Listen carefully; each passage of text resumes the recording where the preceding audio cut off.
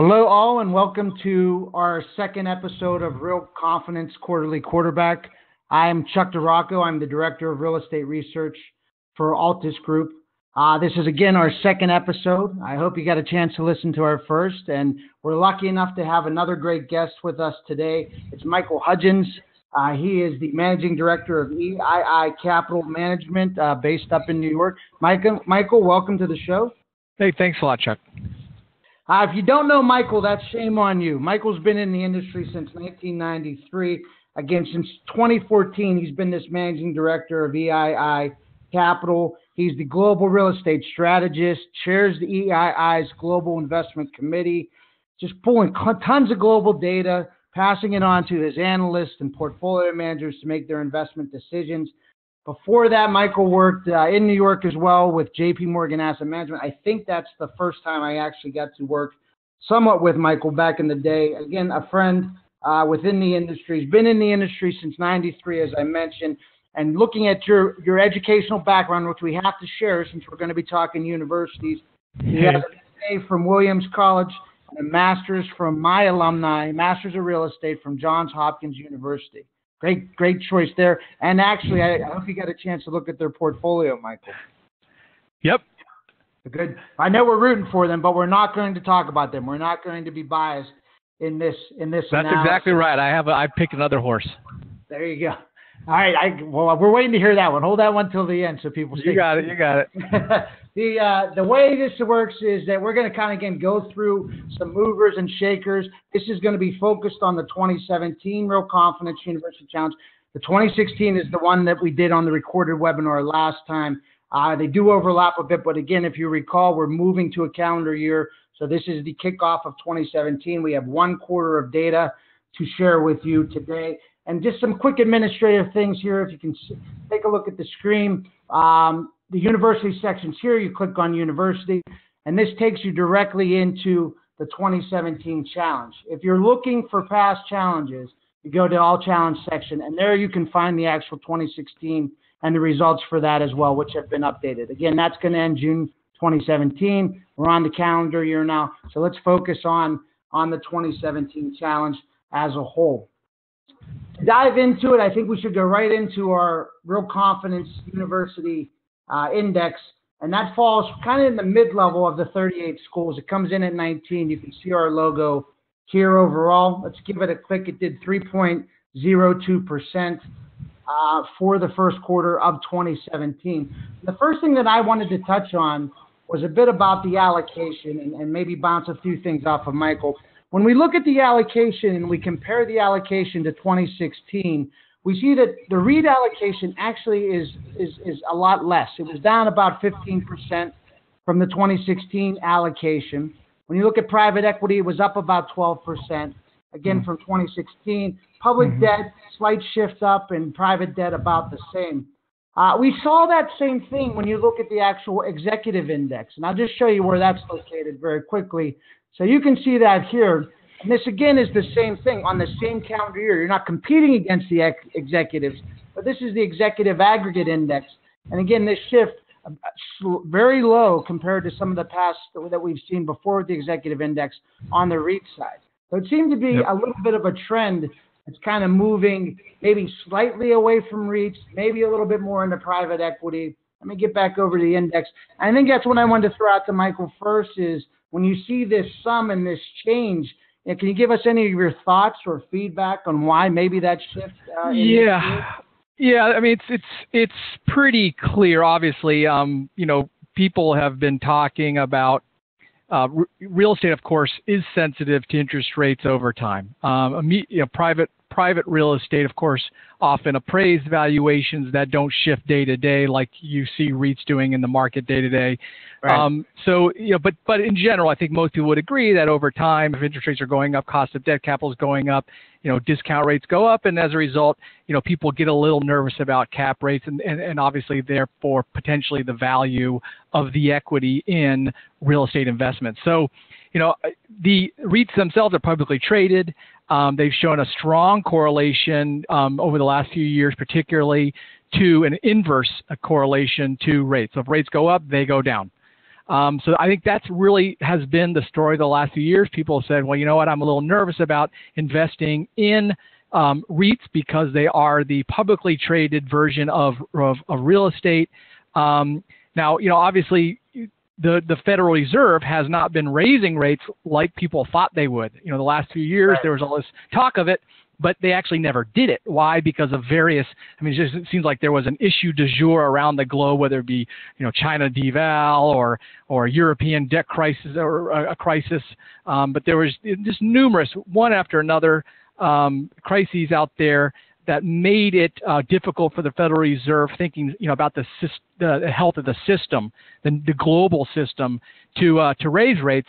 Now, I have to give some, credit here to Trump. He takes the helm, and his policy has been interpreted as being reflationary and definitely inflationary.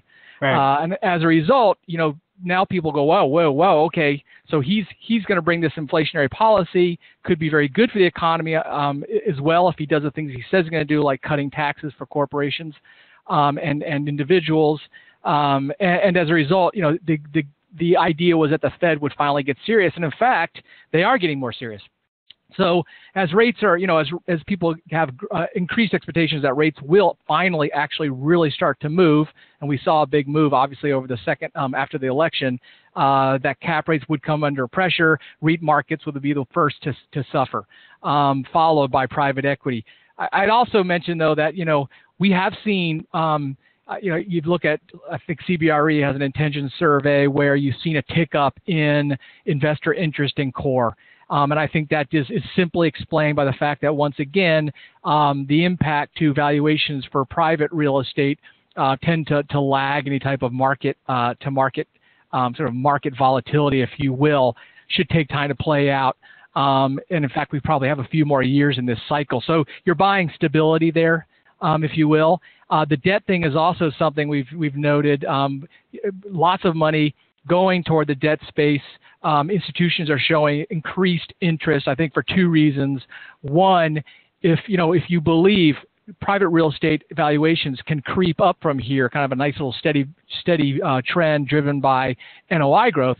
But if you believe that the next significant move for private real estate valuations, I don't know if it happens next year or 2 years or 3 years from now, but it's down, then guess what? You go to the safer part of the capital stack, and that would be the debt. The second thing that they're loving is there's kind of dislocation there, obviously, with some of the regulation we have in terms of risk retention.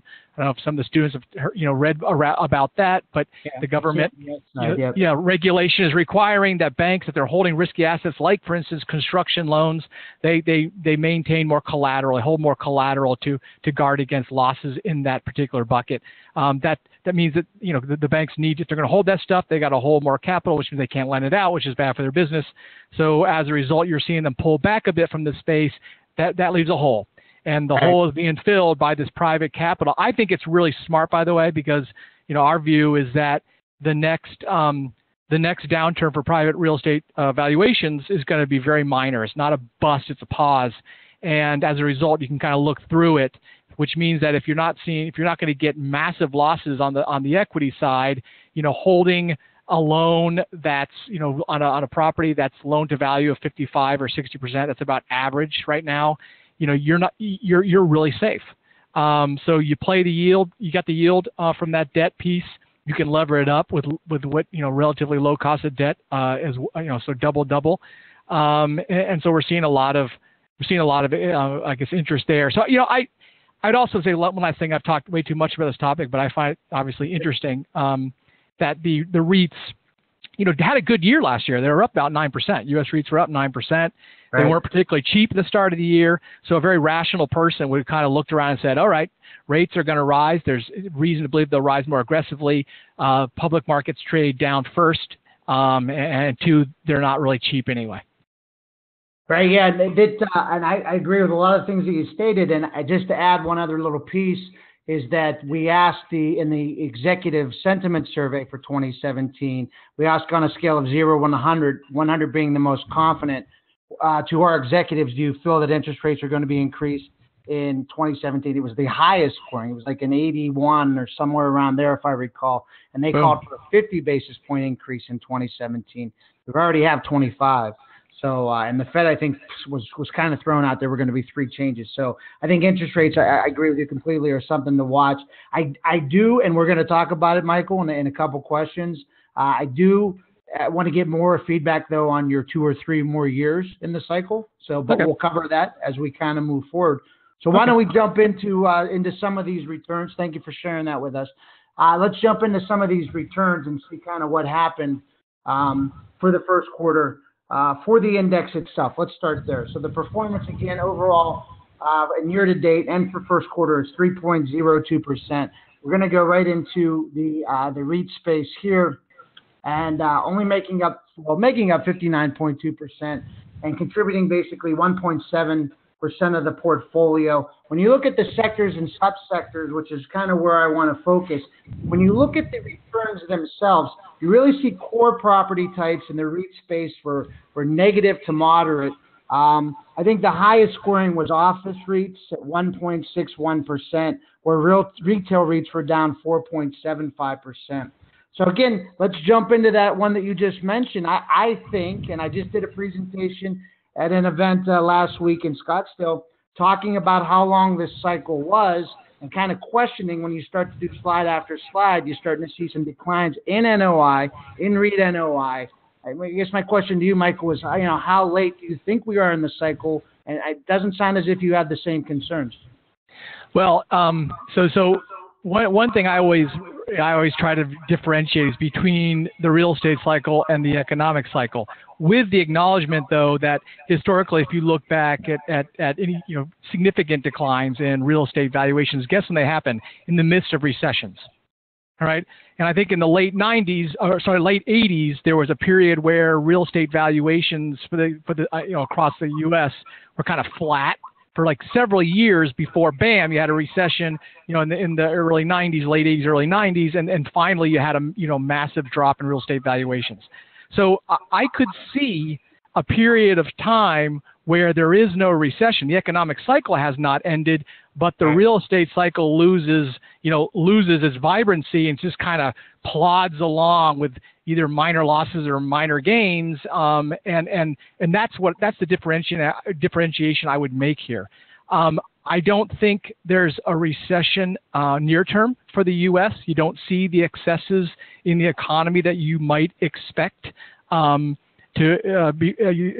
for instance, if you look at things like our hiring, they continue. If you look at temp hiring, which is a signal, we've noted that if temp hiring declines, guess what? That usually means you've got a recession on the horizon. Well, it's slowed down a bit, but then it's just taken off again. So there's if you look at various economic drivers, across or various economic drivers, and you think about where they are now, what are the levels? Wage growth, for instance, is something that has been creeping up, but really hasn't hit what historical levels would be, like 3 to 4%, where you start to feel, wow, we're seeing the market's getting overheated. So this cycle has just moved so slowly, Chuck. So it's hard to tell when it will end. There's no real excesses. It's moved so slowly. I could see us just kind of creeping along in the current cycle, despite the fact that it's already very long in the tooth, for another 2 years. Maybe I've heard other people making the estimates of, no recession until 2020. So that's why I say I think we've got some time. I don't expect it to be a massive rebound or acceleration from here, but I don't see an end to the cycle. As a result, I do not see real estate, the market itself, suffering significant declines. Well, it has been a very slow and steady cycle. And this cycle did not just shoot up out of nowhere. Exactly. It's been long and slow. So maybe you're onto something there. I mean, I think I just saw something with Zell saying that we're in the 8th or 9th inning, but he sees this going another 2 or 3 innings. So maybe he's on the same thoughts as you. And that's a perfect way to put it. I think that's exactly. We're going into overtime. Yeah, and the way that you look at this too, the economic cycle, there's no bubbles, or even the real estate cycle, there's no bubbles, and you see that a lot. It's not a lot of over leverage. We don't have the same problems we saw back in '05, '06, '07. So I can see it continuing on, but again at a slow pace. So that's great. Thank you for that feedback. Hey, let's jump over to the private equity side. I know this isn't your cup of tea. You've always been a specialist more on the REIT side, but real estate is real estate. So I thought it might be good to kind of discuss a little bit here the returns. This again making up 34% of the Real Confidence University Index, throwing in a quarter of 1.04% on the return side. Again, much smoother returns, and we know the reasons why behind this. But when you looked at this data, when I looked at this data, it's always been coast to coast, coast to coast. That's been the discussion for quite some time. I started to see a trend in the returns of the South actually outperforming or coming in first or second on the regional breakdown to the East or the West. And I guess that's a question I kind of want to throw out to Michael is why, and could it possibly be just some of the pricing on the East or West assets that now it's time to move into a different region? No, that's it. I mean, yeah, the East and the West. What does that mean? Gateway markets. And we know as real estate investors, whether you're investing in REITs or you're investing in private equity, we love our gateway markets, right? So you're talking about really 5 markets, and it's really starting to maybe potentially spread into places like Seattle as a potential new gateway market. But those markets are favored. They tend to do well early in the cycle because there's significant demand for property in those markets after a recession or a decline in real estate values. People see a chance to get a bite at the apple, right? Jump into the gateway markets, pricing starts to push.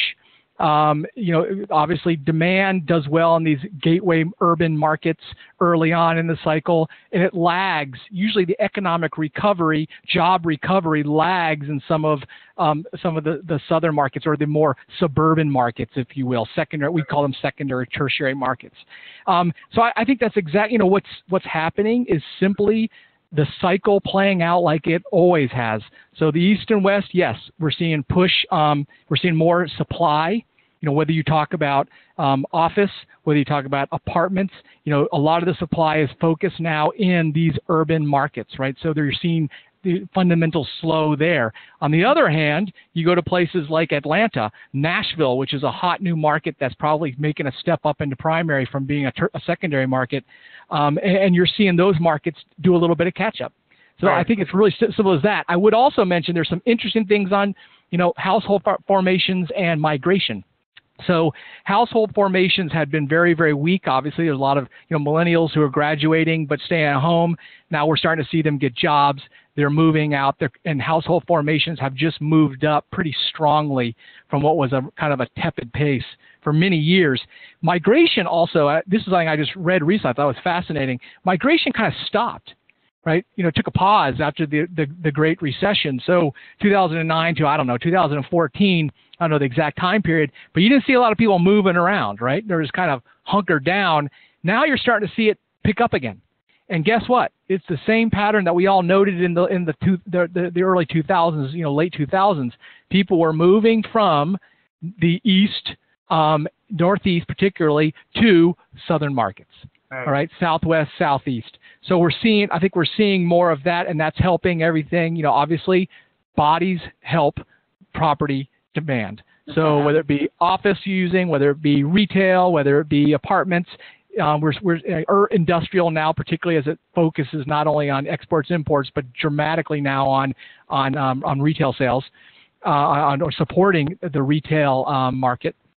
You're seeing the suburban markets once again start to pop a bit. When I say suburban markets, by the way, I'm generalizing, but you can lump some markets that are pretty darn dynamic into that bucket, like Austin, Nashville, Dallas. So that's where I think we are, and that's why you're seeing that South start to pop up. Yeah, and I think that I agree completely too on that. And it's just, I think when you look at the allocation, maybe some of our academic investors weren't thinking ahead because again, the South, besides a little bit here in the retail, is really kind of under allocated, as you can see on the screen, compared to the East and West. So maybe there are some teams that are going to take advantage of some of those Southern investment decisions. We're going to just talk really briefly on public debt. I mean, I really just want to drop it, and Michael doesn't even have to comment on it. is that, again, public debt has just been really blown out of the water if you focused on RMBS prime investments. Again, last year they did 28.43%. This year, I'm sorry, let me click on public debt. This year they did for the first quarter, again, prime was up about 7% for the quarter. So again, if you were in a team that went this direction, I think that obviously is going to help you out moving forward. And I'm not going to talk much on private debt. Let's get into the schools here. Private debt, again, small allocation. The returns there were fairly limited at 2.01%. Again, if you took advantage of it, that's great. But again, I think the focus a little bit more on this one is going to be on REITs and private equity. This section here, let's jump into the portfolios in. So this is where I think everyone wants to hear what's going on. I think the first thing we have to talk about is go to our leaderboard here. Congratulations to the University of Miami. First quarter up 12.85%. They were our $2,500 top public portfolio winner. What did they do? They went in all REITs, 100%, as you can see here. And what else did they do? They went all in on timber REITs. Timber REITs. I don't even know where that came from, but they obviously saw something that we did not see when you look at that. I guess I'm going to throw this back to Michael now. Really, is this remarkable return? Is this something that you saw for this niche sector? Is it about the overpricing of the core? Can this sustain this value or this level for the rest of the competition? And that's a lot of questions, Michael. So no, that's fine. I mean, yeah, in general, just so you know, in general, what we call specialty sectors, so prisons, timber, infrastructure, did very, very well over the first quarter. So it's kind of a general move that we saw. There's many reasons, I think, for it, that multiple smaller reasons that contributed. I think, for instance, generalists. The generalists out there are looking at the REIT space. It's become its own sector. They now need to focus on it. Can't ignore it. But guess what? They don't like the core sectors so much, as this is our understanding. They look at the core sectors. They see a 4% cap rate that turns into a 20-something, price to earnings, and that's expensive. Whereas they can look at some of these other sectors, the alternatives, where they see better growth rates for earnings based on the fact that a lot of these guys are consolidating. If I'm talking about like self-storage and healthcare and educational housing, which we'd also lump in that kind of alternative specialty area. But, the generalists seem to like these sectors more. Two, housing's been doing better over the last year or so. You've seen a stabilization in the home ownership rate. It was plunging for multiple years and has kind of found a bottom, has actually bounced a bit, which bodes well. There's a little lack of supply there, though, too. I think. That's right. Lack of supply means there's pressure on pricing. And by the way, the single family REIT space may have contributed to that by hoovering up homes at discounted prices and then renting them out. They may sell them, but for now, they probably contributed to that lack of supply, as has, obviously lower starts. We're seeing starts in a nice little upwards trend, but it's not taking off. Timber obviously is important to the housing market, and so people may have, your investors may have glommed onto that. But probably more importantly, there were, late last year, there was something we call the Softwood Lumber Agreement with Canada that was up for renegotiation. It expired last fall, and it has to do with what kind of countervailing and anti-dumping duties are applied. The countervailing duties were anticipated to be pretty strong. Trump's, once again, Trump winning the election suggested that the anti-dumping tariffs could be also very strong. So there was these, heightened expectations that countervailing duties and anti-dumping duties would hit the high end of expected ranges, and those ranges were already probably being pushed up simply because of rising expectations. And that would, of course, help the U.S.-based timber REITs versus their competition from Canada, who make about 30% of our market. Sure. So that's probably a lot of, what drove that for the end of last year and then the early part of this year. I would tell you at the same time, they were cheap. They hadn't really done very well because, once again, the housing market hadn't done very well for years. And so they were offering value. We missed that, by the way, and they've moved dramatically. Now, what do you know, though? This is the publicly traded market. Things can do very well, and then they can go the other way. We got countervailing duties that were near the bottom of the range that people expected, and then the anti-dumping duties were 20% just announced recently, not as strong as it could have been. Mortgage rates are going up because of the rising rates. And so, the timber REITs are actually giving back some of those gains. And this is the thing, in a publicly traded context, something that works really, really strongly, if it's driven more by hope than fundamentals, right. you can outperform, but then quickly give it all back. So that's something to watch carefully. Well, yeah, and I think that's a great comment too. So I think what Michael's basically saying is that there could be definitely some changes moving forward for the rest of the year on timber REIT, not necessarily running at this same pace here. We saw that, Michael, which was interesting, is that when I did the 2015 challenge, the pick was self-storage was the winner. That was by TCU. I think they did somewhere shy of 36%. So what did a lot of teams pick in 2016? Self-storage. I guess they figured it would start going. But that's another niche that already took off and now has slowed back down. Yeah, that's another one that kind of self-storage, you mean? Yeah, self-storage, right. Yeah. And then that's related to some of the supply has picked up there. Right. Last year, people started talking. The managers of the REITs that are in that space started talking about supply in their markets. Hard to get the data, but anecdotally, they were mentioning that supply was picking up. I think investors particularly get nervous when they can't quantify what that actually means. And so, self-storage, apartments suffered first early in the cycle. They had, ramping up construction. They suffered first. Then self-storage became, the apartments of 2015, if you will, as they suffered. And now you're tiering industrial. Right. It could be a place that could suffer. Yeah. So when you look at the actual index, again, only 7 of 38 schools selected timber REITs. Only made up $1.3 billion of the $38 billion portfolio. Highest allocation, University of Miami. So good luck, University of Miami. We can see if you can continue this streak throughout the next 3 quarters. Let's jump over here quickly to Rice University and look at their allocation. They came in second on the leaderboard. They missed winning the $2,500 by 57 basis points. Slightly more diversification, but not by much. Their main focus, infrastructure REITs. At 95% of their entire portfolio. Infrastructure was up 12.25%. Infrastructure was the highest gainer on the executive index. It was the one that received the highest jump in allocation. I think a lot of that had to be maybe played on administrative promises, and what's coming. I think now that you look at Trump and the administration, I think that this has fallen down on the list of things to do, because his list has become more and more extensive. So do you think these returns might be a little robust? So this is the thing. You're going to find us a little surprising. We love that bucket's called infrastructure. The problem is that when you look within that bucket, there's about, this is, per the NAREIT index, I'm hoping I'm allowed to mention that, but there's like 7 companies in there. Right. 3 companies make up 95% of the market cap in that sector. Okay. And guess what? They're not really about the infrastructure that Trump's talking about. He's talking about roads and bridges and things of that nature. They're not about that. They're about technology infrastructure. So they're about cell towers and broadband networks.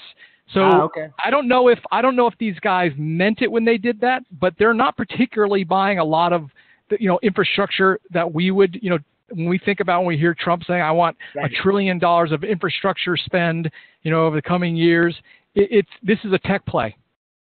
And tech did extremely well the first quarter. One of the reasons being is we think the the bond market, which went up but then came back down, sniffed out the fact that the U.S. economy is probably slowing again after doing pretty well. And if that is indeed the case, investors on the generalist side tend to focus on sectors where you can get growth in the absence of growth. And right now, that is hands down the technology sector. And so that sector is a perfect play on that theme from the perspective of a investor in hard assets. So it would be interesting. You asked, we talked a little, or there, we would probably talk about whether or not some of these returns, or you mentioned earlier how could these returns persist. That's a tough one given this investment here. I think it's obviously done very well the first quarter, But if the U.S. economy does slow for the remainder of the year, people do push growth up, tech could keep on going. It's hard for me to make a call on that myself. I'm not a tech specialist. But if tech keeps on going, this could be a very, very, very savvy portfolio. If it doesn't, and a lot of the names look like they are trading at huge premiums to their trend, and they touch back to that trend, you could see the tech market come down pretty substantially. So once again, you could, even if Trump rolls out a plan that's big on infrastructure, if this is actually what I think it is, which is more of a technology play, you could see these names give it back.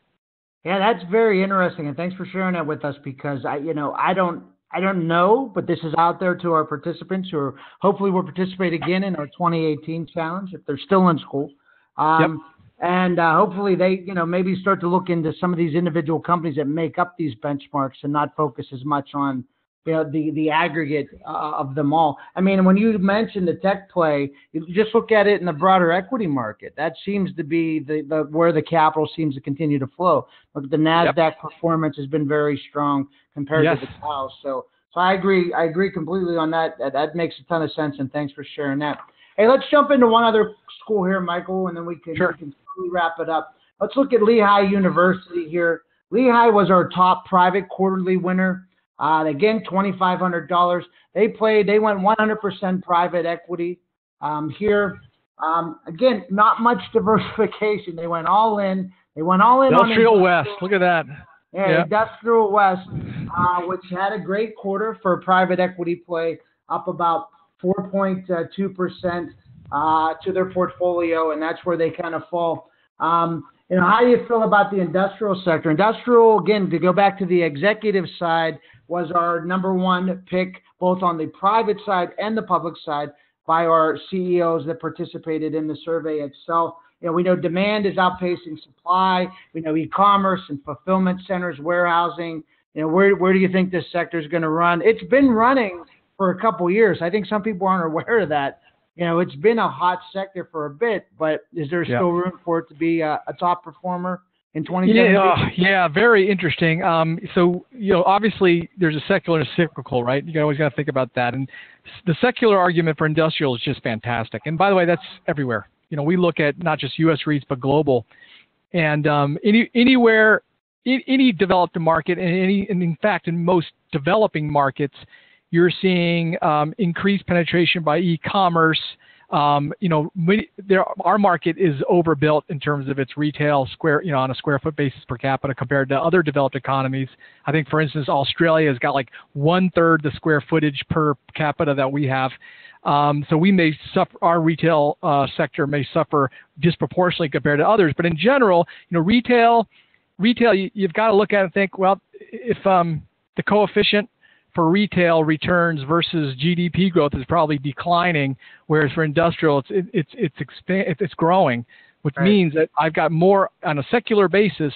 There's more opportunity in industrial. There will be a rejiggering of logistic networks to serve once again this e-commerce phenomenon. It requires obviously increasing number of these very large properties near urban centers, but then smaller properties even closer to the urban environment for to help with the last mile delivery, same day, all that kind of good stuff. So as retail suffers, industrial benefits. So secularly, man, I think this could go for years. The private equity side is probably the place to play it because once again, that market lags the public. On the cyclical side, this is the thing. In the U.S., what we're seeing is, occupancies have continued to set new records. But there's a point where your buildings are full. Yep. And if your buildings are full, the easy money has been made, meaning it's easy to to grow property cash flow at net operating income when you got empty space and you got something that's costing you money to maintain. A negative a drag on your cash flow at the property level goes to positive simply because you filled it, no matter what the rent is. Once that slows, then it's just about turning over rents and getting new and marking to market. And obviously, industrial leases are long, which means that you're not rolling significant parts of your portfolio, particularly in a larger diversified portfolio. compared to something like apartments, for instance, which roll every year, or self-storage can roll daily, or hotels roll daily. Right. And supply's ramping. And I think that's the thing. The cycle, this is the way the cycle plays out. Eventually, supply will ramp up, and then you have equilibrium, and then guess what? Market rents stop moving aggressively, and the prospects for, once again, rolling and market to market don't get better. And that's when NOI really slows, and you have to have a reset. Now, why do we think supply is ramping? Well, the data obviously is there. It is picking up. It's not dramatic, but then, this is the benefit of being someone who follows REITs. You get to talk to management. PLD's Hamid Moghadam just recently stated on his earnings call that they believe that supply will exceed demand in 2018 across the markets they operate in. And what year? 2018. Oh, really? Okay. So if you're a REIT space, sorry, that's my phone. I don't know how to stop that. That's probably Hamid calling now, making sure that you stated that correctly. Yeah, there you go. So don't talk about me. So that gets people nervous. And industrial, by the way, not on that news particularly, but just starting a few months ago, that was starting to become a topic. And you saw industrials doing less well in the public market. And now, what do you know? It looks like it's possible that I think it's just been giving up returns, and it's underperforming the broader market. So that's going to be out there now in the publicly listed, the public listed space. Don't know about private. Once again, private lives on its own time frame. So I still think there is a period of time here, not only in the U.S. but Europe, in Asia, where industrial just keeps on going. Right. So probably not a bad play for these guys, but we'll see how it works out. So did you hear that out there, all the teams that are listening, that if you played industrial REITs, you might have already missed that opportunity. When I look at the returns for last year, 30.72%, first quarter this year, down 0.71%. So yeah, I think that makes complete sense, Michael. Well, hey, thank you again for taking the time to talk to us. We're going to move into the best part where everyone wants to basically hear, where this person with all this real estate knowledge, it's been in the industry since 1993. You had a chance to look at these portfolios. What do you think? Who do you think looks good to maybe win this whole thing for 2017? Well, I will tell you, I know it's often tempting, and it actually can be successful if you get it right to pick one horse, particularly in a volatile sector like REITs, and hope it works out. And if it works out, man, you can knock the lights out. But if it doesn't, you can get hurt. And moreover, you can have a period where they do real well, and then within 2 months, they're right back down.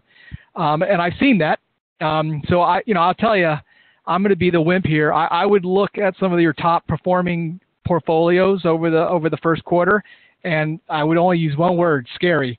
And so we were ourselves surprised by the fact that these alternative sectors did so darn well in the first quarter. Right. We think a fair amount of it is simply hope trade and sentiment. It's can be driven by generalists who aren't particularly up to speed on the real estate market.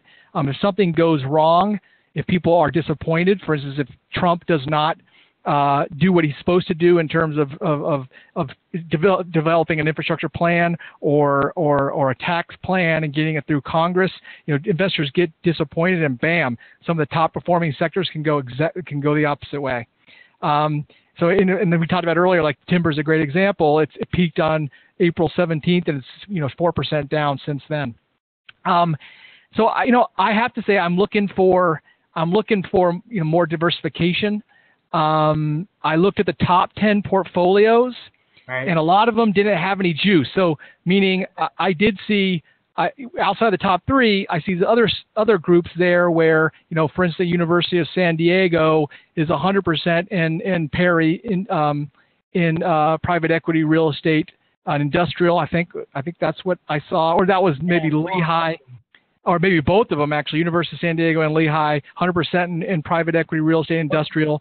Once again, if people start to lose, confidence in that sector, even in private equity, given what's happening in the public listed space, is there a possibility that slows down dramatically for you? could happen. But I see no juice in terms of something. I like having a little diversification in a steady base with those sectors that can give you some juice because they're publicly listed.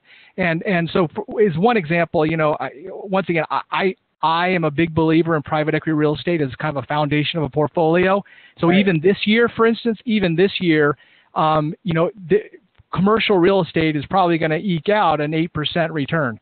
Very steady, very reliable. Hard to see that changing either positively or negatively.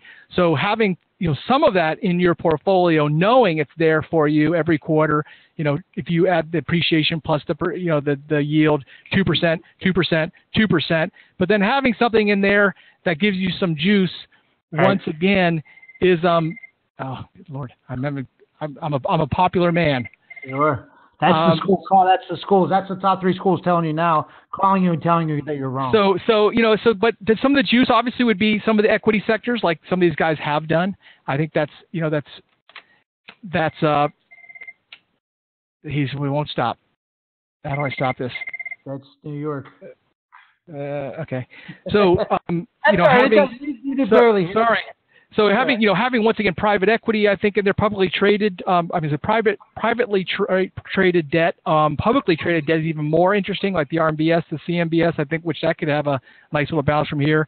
And finally, publicly, some public equity. That's I think the guys who have some public equity in there on top of what they're holding in a private equity context is really smart. And so I look through those top 10 to 11 portfolios. I think tied for 10 was University of South Alabama. I kind of like what they did. They got a private equity bucket in there that seems, I think was fairly well diversified. They've got some mortgage REITs, and I believe they had some debt. So I look at that, and I see a nice little 2% clip base for them on the private equity side with some potential for juice with the mortgage REITs, and of course the I think that once again I believe they had the private equity in there, but I don't have that in my notes. So I'm going to go with that. I'm going to choose University of South Alabama. Look at that. That's a great pick. The University of South Alabama, they do have private equity. They're very diversified. I don't know if you can still see the screen, Michael, but here's their portfolio. Again, very diversified across the board, as Michael said. Likes the diversification. Says congratulations on your first quarter return to these top 3 schools that did the all-in, but doesn't think that that's going to be able to maintain that performance for the entire year. Well, on that note, I want to again just say thank you to our guests. I think that was some fantastic insight, Michael. Again, Michael's the managing director of EII Capital Management. Again, a friend, and thank you for taking the time. I'm Chuck DeRocco. I'm the director of real estate research at Altus, and thanks for listening to our second episode of Real Confidence Quarterly Quarterback. Thank you. Thanks for having me.